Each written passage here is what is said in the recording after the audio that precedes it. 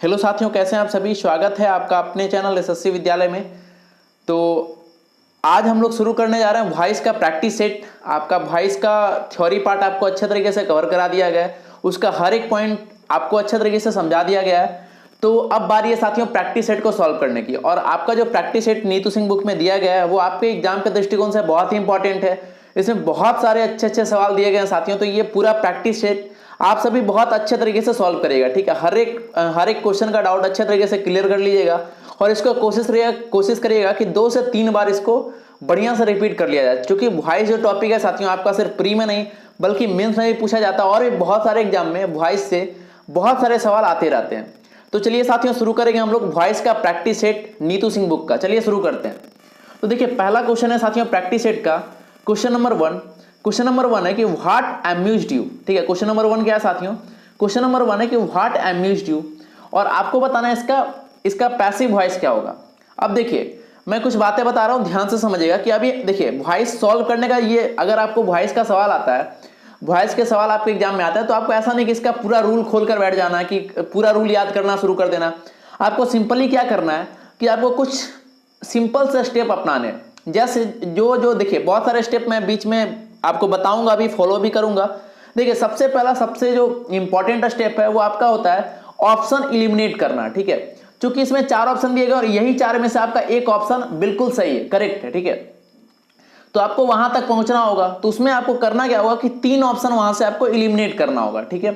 चलिए शुरू करते हैं, क्वेश्चन नंबर 1 सॉल्व करते हैं, ठीक है। देखिए क्वेश्चन नंबर 1 है व्हाट अम्यूज्ड यू। अब यहां से आपको दिख रहा होगा कि ये आपका किस में है।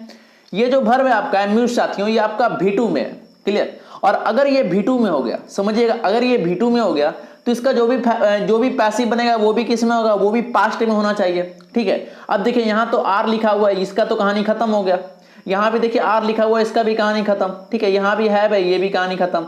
तो देखिए एक छोटा सा अगर बात आपने जान लिया तो कितना आसानी, बहुत आसान तरीके से आपने आप सही ऑप्शन तक पहुंच गए साथियों, ठीक है। तो देखिए एक बहुत ही छोटा सा चीज आपने पहचाना कि ये जो अम्यूज्ड है वो आपका किस रूप में है, V2 में, मतलब पास्ट में। और अगर ये पास्ट में है तो उसका जो पैसिव है वो भी पास्ट में होना चाहिए। और देखिए ये R था, ये आपका प्रेजेंट में हो गया, ये भी R और ये हैव है, तो तीनों तो इलिमिनेट हो गया। तो आपका एकमात्र ऑप्शन बचा है वो आपका ऑप्शन नंबर C और यही आपका करेक्ट है। तो इसमें कोई भी रूल आपको देखने की जरूरत नहीं है, ठीक है। आपका डायरेक्ट आपका ऑप्शन नंबर C सही हो गया। चलिए बढ़ते हैं अगले सवाल की ओर, क्वेश्चन नंबर 2। चलिए अगला सवाल है क्वेश्चन नंबर 2। क्वेश्चन नंबर 2 है कि smoke and flames engulf the area and made rescue operations difficult. अब देखिए क्वेश्चन नंबर 2 को देखते हैं कि किस तरीके से ये क्वेश्चन नंबर 2 सॉल्व होगा, इसका सही आंसर क्या है। अब देखिए सबसे पहले ध्यान दीजिए, ये जो है इनगल्फ्ड जो है ये आपका V2 है, मतलब पास्ट है, ठीक है। अगर ये पास्ट है तो ये देखिए ये हैज बीन वाला पार्ट तो नहीं होगा, ये खत्म हो गया, ठीक है। तो सबसे पहले ऑप्शन नंबर C यहाँ से इलिमिनेट हो गया। अब फिर से ध्यान दीजिए साथियों कि आगे में देखिए दिया है सबसे पहले तो ये ध्यान देना कि ये आपका पास्ट में है, ठीक है। अब ऑप्शन नंबर A पढ़िए आपकी the area was इनगल्फ्ड in smoke and flames and make rescue. अब देखिए फिर से आ गया यहाँ पर मेक आपका पास्ट में है क्या, ये पास्ट में नहीं है, क्लियर। तो आपका ऑप्शन नंबर A भी यहाँ से इलिमिनेट हो जाता है, ठीक है। अब देखिए ध्यान दीजिएगा ऑप्शन नंबर D। तो ऑप्शन नंबर D में क्या किया, देखिए यहां तक तो सही गया है, लेकिन इसका जो सेकंड पार्ट है इसमें भी क्या किया, इसको भी कन्वर्ट कर दिया, जो कि यहां पर गलत हो जाएगा। देखिए यहां पर वेयर मेड कर दिया तो ये भी यहां पर गलत हो जाएगा। तो आपका ऑप्शन नंबर D भी यहां से इलिमिनेट हो जाता है, ठीक है। ये भी यहां पर सही नहीं होगा। तो आपका एकमात्र बचता है ऑप्शन नंबर B, तो आपका यही जो है वो सही होगा, ठीक है साथियों। तो इसका 2 का क्या हो जाएगा, ऑप्शन नंबर B। अब देखिए एक बात और मैं यहां पर बताना चाहता हूं कि जो आपका ऑप्शन नंबर B है साथियों वो आपका एग्जैक्ट इसका पैसिव नहीं है, ठीक है। आपको ध्यान रखना है इसका एग्जैक्ट पैसिव नहीं है, बस ऐसा कह सकते हैं कि बस ये चारों में से आपका जो बेस्ट है वो आपका ऑप्शन नंबर B है, क्लियर। क्योंकि ये आपका एग्जैक्ट नहीं है और बहुत सारे सवाल ऐसे आते हैं जो आपका एग्जैक्ट नहीं होता आंसर, लेकिन फिर भी आपको 4 ऑप्शन दिए जाते हैं और चारों में से बेस्ट खोजना रहता है, ठीक है। तो इन चारों में से बेस्ट आपका ऑप्शन नंबर B था, इसलिए सही आंसर भी क्या होगा, ऑप्शन नंबर B ही होगा। चलिए बढ़ते हैं अगला सवाल है क्वेश्चन नंबर 3। क्वेश्चन नंबर 3 है कि he asked me to finish the work in time. Question number 3 यही है, देखते हैं इसका सही आंसर क्या होगा। क्वेश्चन है कि he asked me to finish the work in time. अब ध्यान दीजिएगा साथियों, देखिए ध्यान दीजिएगा यहां पर सबसे पहले यहां पर ही आस्क्ड मी, तो सबसे पहले इसको ही चेंज करिए आप, ठीक है। तो मी आपका ऑब्जेक्ट था, तो मी शुरुआत में आएगा तो मी का सब्जेक्टिव फॉर्म क्या हो जाएगा, आई। तो आई से हम लोग शुरुआत करेंगे, ठीक है। इसका शुरुआत कहां से करेंगे हम लोग, आई से। तो अगर आई से शुरुआत करेंगे तो आपका ऑप्शन नंबर बी तो यहां से इलिमिनेट हो गया, क्लियर। अब बचा आपका option number A, option number C और ऑप्शन नंबर D, ठीक है। 3 ऑप्शन यहां से बच रहे हैं। और फिर से देखिए लिखा हुआ कि ही आस्क्ड मी, तो आई आ गया आई वाज, ठीक है। यहाँ देखिए ये आपका V2 में, तो ये इसमें चेंज होगा आई वाज, तो आई वाज तीनों में है, ठीक है, ए सी डी तीनों में है, ठीक है। तो आई वाज आस्क्ड यहाँ तक तो सही है।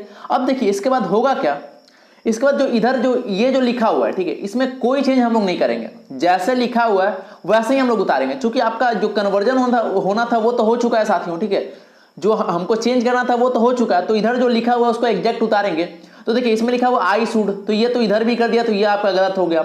नीचे देखिए फिर फिनिश्ड कर दिया, फिनिश का टू फिनिश्ड कर दिया, तो ये भी आपका गलत हो गया। तो आपका एकमात्र सही ऑप्शन कौन सा बचा, ऑप्शन नंबर सी, ठीक है साथियों। तो इसका क्वेश्चन नंबर 3 का आपका सही आंसर क्या होगा, ऑप्शन नंबर सी। चलिए बढ़ेंगे आगे, क्वेश्चन नंबर 4। क्वेश्चन नंबर 4 है क्यूनिन टेस्ट बिटर, ठीक है, ये रहा क्वेश्चन नंबर 4। अब देखिए ये जो सवाल है साथियों, देखिए ये आपके वॉइस का किस पॉइंट का ये क्वेश्चन है वो मैं बताता हूं। देखिए आपके जब मैं इसका थ्योरी पार्ट आपको कवर करा रहा था तो वहां पर आपको बताया था कि जब वर्ब जो है, वर्ब के तुरंत बाद एडजेक्टिव आता है, ठीक है, जब भी वर्ब के तुरंत बाद एडजेक्टिव आता है, एक सबसे आखिरी पॉइंट था वर्ब फॉलोड बाय एडजेक्टिव्स, ठीक है। तो वहां पर इसका एक अलग नियम ही था, ठीक है, वहां पर एक अलग नियम था। उसका देखिए रूल मैं बता देता हूं। उसका रूल ये था subject plus verb plus adjective plus when plus pronoun plus helping verb plus आपका V3, ठीक है।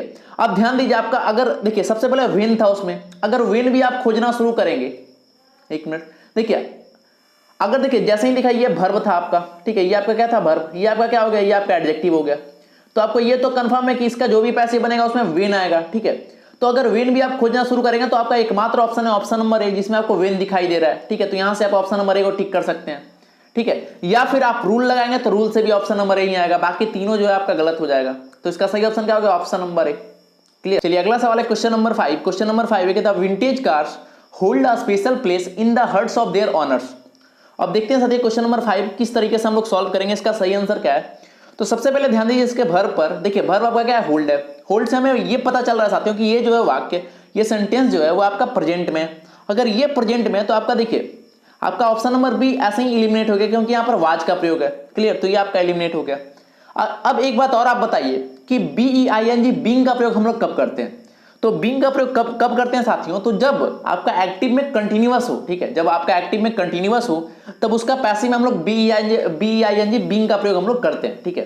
तो आपका ऑप्शन नंबर डी में दिख रहा होगा बीइंग। और देखिए आपका जो क्वेश्चन दिया हुआ था उसमें कोई भी कंटिन्यूअस नहीं है, तो अगर कंटिन्यूअस नहीं है तो आपका जो ऑप्शन नंबर डी है वो भी यहां से रिमूव हो गया, ठीक है, एलिमिनेट हो गया। अब दो ऑप्शन आपके पास बच रहे हैं, ऑप्शन नंबर ए और ऑप्शन नंबर सी। दोनों में से आपको बताना है कि कौन सा ऑप्शन सही है, ठीक है। अब देखिए ये आपका प्रेजेंट में है और कर the vintage cars hold a special place in the hearts of their honours. अगर ये प्रेजेंट में है साथियों, अब देखिए ये क्या किया, ये आपका कंटिन्यू कर दिया यहां पर, देखिए हेल्ड कर दिया यहां पर, ठीक है। तो हेल्ड ये तो सही है, लेकिन ध्यान दीजिएगा कि शुरुआत में जो चेंज करना चाहिए था वो यहां पर चेंज नहीं हुआ। यहां पर जो ऑप्शन नंबर ए है यहां पर डायरेक्टली लिख दिया कि a special place in the hearts of the vintage car. ये देखिए बीच में यहां पर घुसा दिया है, ठीक है, यहां बीच में यहां पर ला दिया, जो यहां पर कोई मतलब इसका बनता नहीं है। तो आपका ऑप्शन नंबर ए भी यहां पर गलत है। लेकिन जैसे आप पढ़ेगा ऑप्शन नंबर सी को तो यहां पर आपको क्लियरली दिखाई दे रहा होगा a special place is held by the vintage cars. देखिए वही चीज लिखा हुआ है, यहां पर थोड़ा सा उल्टा लिखा हुआ था, यहां पर सही तरीके से लिखा हुआ है। क्लियर। तो आपका जो इसका सही ऑप्शन होगा साथियों वो यहां हो जाएगा ऑप्शन नंबर सी। क्लियर। तो क्वेश्चन नंबर 5 का सही ऑप्शन होगा ऑप्शन नंबर सी। चलिए बढ़ेंगे अगले सवाल की ओर। Question number 6। क्वेश्चन नंबर 6 है कि the accountant took the cheque from the customer. ये रहा क्वेश्चन नंबर 6। देखते हैं कि इसका सही ऑप्शन क्या है, सही आंसर इसका क्या होगा। अब ध्यान दीजिएगा, देखिए टुक से हमें क्या पता चल रहा है, ठीक है, टुक से हमें यह पता चल रहा है कि ये जो भी सेंटेंस है ये पास्ट में है, तो इसका जो पैसिव बनेगा वो भी पास्ट में बनेगा। क्लियर। अब देखिए पास्ट में बनेगा तो इज वाला तो यहां से रिमूव हो गया, ऑप्शन नंबर ए यहां से गलत हो गया। क्लियर। हैड बीन यहां से गलत हो गया। फिर से दो ऑप्शन बच गया आपका ऑप्शन नंबर बी और ऑप्शन नंबर सी, ठीक है। अब फिर से आपको देखना है कि इसका ऑब्जेक्ट क्या है, ठीक है, क्वेश्चन का ऑब्जेक्ट क्या है, क्योंकि क्वेश्चन का जो ऑब्जेक्ट होगा वही तो शुरुआत में इसका सब्जेक्ट बनेगा। क्लियर। तो ध्यान दीजिएगा इसका जो ऑब्जेक्ट है, देखिए the accountant took the cheque. तो देखिए द चेक जो है साथियों वही इसका ऑब्जेक्ट हो गया, ये इसका ऑब्जेक्ट हो गया, ठीक है। और अगर ये ऑब्जेक्ट है तो यही तो शुरुआत में आएगा। और ऑप्शन नंबर बी और सी में आप ध्यान दीजिए कि किसमें द चेक पहले लिखा हुआ है। ध्यान दीजिए, तो देखिए ऑप्शन नंबर बी में द चेक पहले लिखा हुआ है, जबकि ऑप्शन नंबर सी में द कस्टमर को पहले ला दिया, जबकि ये तो अंत में था, ठीक है। तो आपका ऑप्शन नंबर सी भी गलत हो जाएगा। तो सही ऑप्शन इसका क्या हो जाएगा, ऑप्शन नंबर बी, ठीक है। इसका सही ऑप्शन क्या हो जाएगा? ऑप्शन नंबर बी, 6 का बी। क्लियर? चलिए बढ़ेंगे अगले सवाल की ओर। Question number 7। क्वेश्चन नंबर 7 है कि the gate keeper refused him admittance. अब ध्यान दीजिएगा, ये बहुत ही अच्छा सवाल है। अब देखिए सबसे पहले फिर से ध्यान दीजिए, वर्ब पर रिफ्यूज्ड है, ठीक है।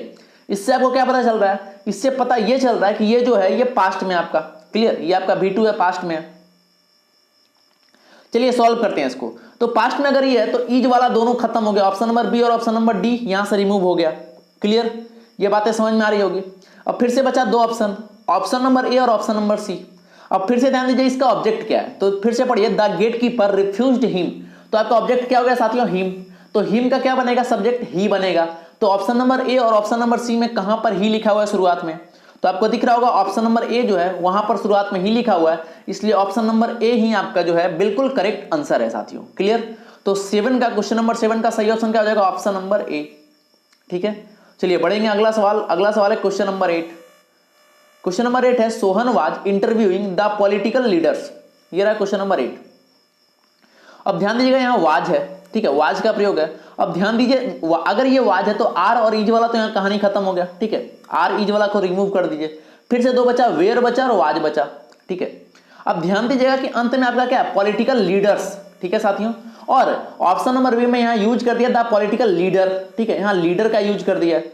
तो आपको यह ध्यान देना है कि अगर पॉलिटिकल लीडर्स है तो शुरुआत में भी लीडर्स ही होगा। क्लियर? तो ये जो ऑप्शन नंबर बी है ये भी यहां से रिमूव हो जाता है। तो आपका एकमात्र करेक्ट ऑप्शन क्या है साथियों? ऑप्शन नंबर ए, और वही इस क्वेश्चन का आंसर है। क्लियर? तो 8 का क्या हो जाएगा? ऑप्शन नंबर ए। क्लियर हो गया होगा। चलिए बढ़ते हैं अगले सवाल की ओर। Question number 9। क्वेश्चन नंबर 9 है कि the builders have built a perfect dam across the stream. ये रहा क्वेश्चन नंबर 9। चलिए सॉल्व करते हैं इसको। अब ध्यान दीजिएगा, देखिए कभी भी आपको एक रूल बताया गया था, कभी भी आपको हैज दिखे, हैव दिखे, हैड दिखे, तो देखिए अगर कभी भी ये सब दिखता है आपको तो उसका जो भी पैसिव बनेगा उसमें बीन, ठीक है, BEEN बीन, बीन उसमें कंपलसरी एकदम होगा ही होगा। अब देख लिए बीन खोजिए आप, देखिए इसमें बीन नहीं है तो आपका ऑप्शन नंबर 1 कट गया। देखिए कितना आसान तरीका है, कितना आसान अप्रोच है, मतलब कोई भी रूल याद, ज्यादा रूल याद करने की जरूरत नहीं है। बहुत आसान तरीके से आप वॉइस के हर एक सवाल को, कठिन से कठिन और आसान से आसान हर एक सवाल को आप सॉल्व कर सकते हैं। देखिए इसमें बीन नहीं था, ये रिमूव हो गया। इसमें भी देखिए बीन नहीं है, इसमें बींग दे दिया जो कि गलत है, तो आपका ऑप्शन नंबर डी भी रिमूव हो गया। ठीक है, अब देखिए दो ऑप्शन बच रहे हैं आपके पास, ऑप्शन नंबर बी और ऑप्शन नंबर सी। क्लियर? अब देखिए दोनों में अंतर क्या है वहां ध्यान दीजिए। तो ऑप्शन नंबर बी है कि a perfect dam has been, और ऑप्शन नंबर सी में कि a perfect dam have been. अब बताइए अ परफेक्ट डैम के लिए हैज होगा या फिर हैव प्रयोग होगा? ठीक है, तो ये तो आपका सिंगुलर है, और अगर ये सिंगुलर है तो यहाँ इसके लिए सुटेबल क्या होगा? हैज होगा। और अगर ये हैज होगा साथियों तो इसका सही ऑप्शन क्या हो जाएगा? Option number B. ठीक है, तो 9th का क्वेश्चन नंबर 9 का सही ऑप्शन क्या हो जाएगा? Option number B. चलिए अगला सवाल की ओर हम लोग बढ़ेंगे। Question number 10। अगला सवाल है क्वेश्चन नंबर 10। देखिए क्वेश्चन नंबर 10 है कि they should follow all the instructions carefully. ये रहा क्वेश्चन नंबर 10। अब देखिए यहां पर एक बात और आपको ध्यान रखना कि कभी भी कोई भी मॉडल आपको दिखे, ठीक है, फिर से मैं रिपीट करूंगा कि कभी भी कोई आपको मॉडल दिखता है, ठीक है, कोई भी मॉडल आपको दिखता है और उसका में पैसिव बनाना है, तो सिंपली एक बात आप ध्यान में रखें कि उसके साथ हम लोग BEB का प्रयोग उसमें करेंगे। ठीक है, मॉडल जो है उसको एग्जैक्ट लिखेंगे, साथ में उसका बी का प्रयोग करेंगे। आप देखिए मॉडल किसका यूज हुआ है? शुड का। तो देखिए कितना आसान सवाल। अब बहुत लोग इसमें उलझ कर रह जाएंगे, उसमें खोजेंगे कौन है ऑब्जेक्ट, कौन है सब्जेक्ट, किस तरीके से यूज करेंगे। लेकिन अगर आप इस तरीके से आप बनाएंगे तो बहुत ही आसान तरीके से ये सवाल आपसे बन जाएगा। देखिए मॉडल है, मॉडल क्या था? शुड था। अब आपको सिंपली ये खोजना है कि शुड के साथ बी का प्रयोग किस ऑप्शन में है। अब देखिए शुड भी इसमें तो नहीं है, रिमूव कर दीजिए। शुड भी इसमें तो नहीं है, रिमूव कर दीजिए। शुड भी इसमें तो नहीं है, रिमूव कर दीजिए। आपका एकमात्र ऑप्शन बचा ऑप्शन नंबर बी, वही आपका सही आंसर है साथियों। अब देखिए कितना आसान तरीका था, ठीक है, बहुत आसान तरीका। और अगर ऐसे ऐसे सवाल आपके एग्जाम में आएंगे तो बहुत लोग इसमें उलझ के रह जाएंगे, और बहुत लोग क्या करेंगे, अगर ये पता रहेगा तो सेकंडों में ये सवाल बन जाएगा आपसे। ठीक है, तो ये समझ में आ गया होगा। चलिए बढ़ते हैं अगला क्वेश्चन नंबर 11। क्वेश्चन नंबर 11 है कि shut the door and leave. ये रहा क्वेश्चन नंबर 11 आपका। ठीक है, अब देखिए ये जो सेंटेंस है इससे हमें ऑर्डर या कमांड का बोध हो रहा है। ठीक है, इससे हमें किसका बोध हो रहा है? ऑर्डर या कमांड का बोध हो रहा है। तो आपको देखिए एक रूल बताया गया था कि जब भी कभी ऐसा दिखे, ऑर्डर दिखे या फिर कोई कमांड दिखे तो लेट से हम लोग वाक्य शुरू करेंगे। ठीक है, जो भी सेंटेंस है उसको हम लोग लेट से शुरू करेंगे। देखिए लेट से तो देखिए सब में शुरू है लेट से, तो कोई दिक्कत नहीं है। ठीक है, अब देखिए आपका जो रूल है वो शुरू कहां से होता है? इसमें आपको ऑप्शन इलिमिनेट करना, और ये ध्यान रखना कि इसमें जो हम चेंज करेंगे वो सिर्फ एक ही पोर्शन में यानी एक ही भाग में हम लोग चेंज करेंगे। ठीक है साथियों, इसका देखिए जो भी हम लोग चेंज करेंगे वो हम लोग एक ही भाग में। अब देखिए shut the door and leave, तो देखिए यहाँ दो काम यहाँ बोला गया, सबसे पहला बोला गया शट द डोर और दूसरा बोला गया लीव। तो यहाँ पर लेट से शुरुआत करेंगे तो सबसे पहले भाग को शट द डोर, तो late the door be shut, ये इसका सही होगा। ठीक है, अब देखिए late the door be shut, ये तो शट ये आपका गलत हो गया, ये तो कुछ इसका मतलब निकलता नहीं है, तो ऑप्शन भी यहाँ से रिमूव हो गया। क्लियर। अब देखिए आपका ऑप्शन नंबर ए में भी यही है, let the door be shut, option number C में भी यही है और ऑप्शन नंबर डी में भी यही है। अब तीन में से अब देखिए आगे का जो भाग है उससे हम लोग बाकी के ऑप्शन को इलिमिनेट करेंगे। आगे क्या है, एंड लीव। अब देखिए लीव से क्या निकल रहा है, ऑर्डर दिया जा रहा है। ठीक है, ऑर्डर दिया जा रहा है, और अगर ऑर्डर दिया जा रहा है तो यू आर ऑर्डर्ड होगा। ठीक है साथियों, अगर ऑर्डर दिया जा रहा है तो क्या लिखेंगे हम लोग, ऑर्डर्ड होगा। ठीक है, तो you are order to leave, you are order. अब देखिए ध्यान दीजिए यहाँ पर बी का प्रयोग कर दिया था जो यहाँ गलत है, तो ऑप्शन नंबर डी भी यहाँ से रिमूव हो जाता है। ठीक है, ऑप्शन नंबर सी में देखिए डायरेक्टली लिख दिया यू बी लेफ्ट, ये भी गलत हो गया, तो आपका एकमात्र ऑप्शन बचा वो बचा ऑप्शन नंबर ए। क्लियर साथियों, तो क्वेश्चन नंबर 11 का सही ऑप्शन क्या हो जाएगा, ऑप्शन नंबर ए। ठीक है, ये क्लियर हो गया होगा। चलिए बढ़ते हैं आगे, क्वेश्चन नंबर 12। क्वेश्चन नंबर 12 है हु नोज यू। ठीक है, क्वेश्चन नंबर 12 है हु नोज यू। चलिए इसका बताना सही आंसर क्या होगा आपका, हु नोज यू। अब देखिए ध्यान दीजिएगा कि देखिए जब भी हु से शुरू हुआ, ठीक है, हु से शुरू हुआ तो हमें याद क्या रहता है। देखिए ये बहुत ही इंपॉर्टेंट सवाल है, ये देखिए ये अच्छे लोगों से ये सवाल गलत हो जाता है, और आपसे भी देखिए गलती क्या होगा वो मैं बता रहा हूं कि हु का देखिए क्या रहता है कि जब भी हु होता है तो आपको लगता है अच्छा हु है तो बाय होम तो होगा ही होगा, तो आप क्या करते हैं बाय होम, तो बाय होम खोजते हैं तो आपका एक ही ऑप्शन मिलता है, उसको टिक करके चलाते हैं। लेकिन यहां पर जो बाय होम है साथियों वो यहां पर गलत होगा। ठीक है, क्यों गलत होगा वो समझिएगा। यहां पर बाय होम का प्रयोग होगा ही नहीं, क्योंकि देखिए यहां पर एक वर्ब का प्रयोग हुआ है नोज। ठीक है, और देखिए इसका भीतरी क्या बनेगा, नून। ठीक है, तो देखिए ये जो आपका है नून, ये अपने साथ कौन सा प्रीपोजिशन लेता है ये आपको ध्यान देना। तो ये अपने साथ टू प्रीपोजिशन लेता है, ना कि बाई। अब देखिए यहां पर अगर बाई का प्रयोग अगर हम लोग करेंगे तो नून के साथ बाई हो जाएगा, जो कि गलत हो जाएगा। ठीक है, नून के साथ बाई का प्रयोग हम लोग नहीं करते हैं, बल्कि नून के साथ टू का प्रयोग होता है। अब देख लीजिए नून के साथ टू का प्रयोग कहां पर है, तो देखिए एकमात्र ऑप्शन है ऑप्शन नंबर सी। देखिए नून के साथ टू का प्रयोग है, मतलब टू हुम आर यू नून, तो आपका ऑप्शन नंबर सी है साथियों, वो यहां पर सही होगा। क्लियर, तो बहुत ही अच्छा सवाल था, इसको स्टार लगा लीजिएगा, समय समय पर इसका रिवीजन करते रहिएगा। ठीक है, अच्छे सवाल है, आपको बहुत एग्जाम में ये ऐसे सवाल आपको फंसाते हैं। चलिए बढ़ते हैं अगले सवाल कर, क्वेश्चन नंबर 13। क्वेश्चन नंबर 13 है कि help others but do not expect anything in return. ये रहा क्वेश्चन नंबर 13। अब देखते हैं इसका सही आंसर क्या है, क्वेश्चन नंबर 13 का सही आंसर क्या है ये देखते हैं। अब देखिए यहां फिर से देखिए, यहां बात हो रही है help others but do not expect anything in return. ठीक है, अब देखिए यहां पर बात क्या हो रही है, तो यहां पर आपको सलाह दिया जा रहा है। ठीक है साथी, यहां पर क्या दिया जा रहा है, यहां पर सलाह दिया जा रहा है। तो सलाह दिया जा रहा है तो यू आर एडवाइज्ड। ठीक है, और ये आपका प्रेजेंट में होगा, ना कि आपका पास्ट में। तो देखिए लेट वाला तो खत्म हो गया, यू वेयर ये भी खत्म हो गया, दो ऑप्शन बचा आपके पास, you are advised, you are advised, option number A और ऑप्शन नंबर डी। अब दोनों में से एक को आपको छांटना है। ठीक है, एक को आपको यहां सेलेक्ट करना है। अब ध्यान दीजिएगा, अब आगे पढ़ते हैं, you are advised to help others and expect anything in return. अब देखिए क्वेश्चन में कहा था कि आप दूसरों की मदद करें लेकिन उससे रिटर्न का आशा ना करें। ठीक है, उससे देखिए आप दूसरों का मदद करें लेकिन ऐसा ये सोचकर नहीं मदद करें कि उधर से भी आपको क्या मिलेगा, कुछ मिलेगा। ठीक है, तो आपका क्वेश्चन जो था यही कह रहा था, सेंटेंस यही कह रहा था, लेकिन आप देखिए इसका पैसिव फॉर्म जो है कि एक्सपेक्ट एनीथिंग इन रिटर्न, तो यहां पर बात हो रही है कि आप दूसरों से आशा करें, तो ये तो गलत हो जा रहा है। ठीक है, ये गलत हो जा रहा है। क्लियर, तो आपका एकमात्र बचा ऑप्शन नंबर डी, और यही आपका सही हो जाएगा। ठीक है, तो इसका सही है क्या होगा, ऑप्शन नंबर डी। इसमें देखिए डायरेक्टली लिखा हुआ है। और एक बात और आपको ध्यान रखना साथियों कि अगर देखिए यहां पर एनीथिंग है तो इसका नथिंग ये नहीं बन सकता। ठीक है, अगर एनीथिंग है तो एनीथिंग ही रहेगा। देखिए एनीथिंग है एनीथिंग, ठीक है, तो एनीथिंग का नथिंग नहीं हो सकता, तो ये भी एक कारण था ऑप्शन नंबर बी को इलिमिनेट करने का। क्लियर, चलिए बढ़ते हैं आगे। अगला सवाल है क्वेश्चन नंबर 14। अगला सवाल है साथियों क्वेश्चन नंबर 14। क्वेश्चन नंबर 14 है कि we are taught English here. ये रहा क्वेश्चन नंबर 14। देखिए ये भी बहुत ही इंपॉर्टेंट सवाल है, अच्छा सवाल है, ध्यान दीजिएगा कैसे बनाएंगे इसे। अब देखिए क्वेश्चन नंबर 14 है, इसमें आपको ये खोजना रहता है। सबसे पहले देखिए कि वी आर टाउट इंग्लिश। ठीक है, तो ये आपका किस फॉर्म में, ये आपका एक्टिव फॉर्म नहीं बल्कि पैसिव फॉर्म में। ये आपका किस फॉर्म में, ये आपका पैसिव फॉर्म में। अब देखिए पैसिव फॉर्म में तो इसका हमें एक्टिव बनाना है। अब देखिए इंग्लिश इज स्टाउट हेयर, तो ये भी आपका पैसिव हो गया, तो ये तो खत्म हो गया। पैसिव का पैसिव थोड़े ना बनाना है, पैसिव का हमें एक्टिव बनाना है। क्लियर। अब 3 ऑप्शन बचे आपके पास, ए, सी और डी। ठीक है, 3 ऑप्शन बच गए यहां से। अब तीनों में ध्यान से देखिए साथियों, तो तीनों में देखिए जो लास्ट का पोर्शन है, teaches us English hair, teaches us English hair और टीच अस इंग्लिश हेयर, ये तीनों अंत का सेम है। आपका जो बदल रहा है वो शुरुआत का जो सब्जेक्ट है, ए टीचर, ए लेडी और यू, 3 चीज आपका बदल रहा है।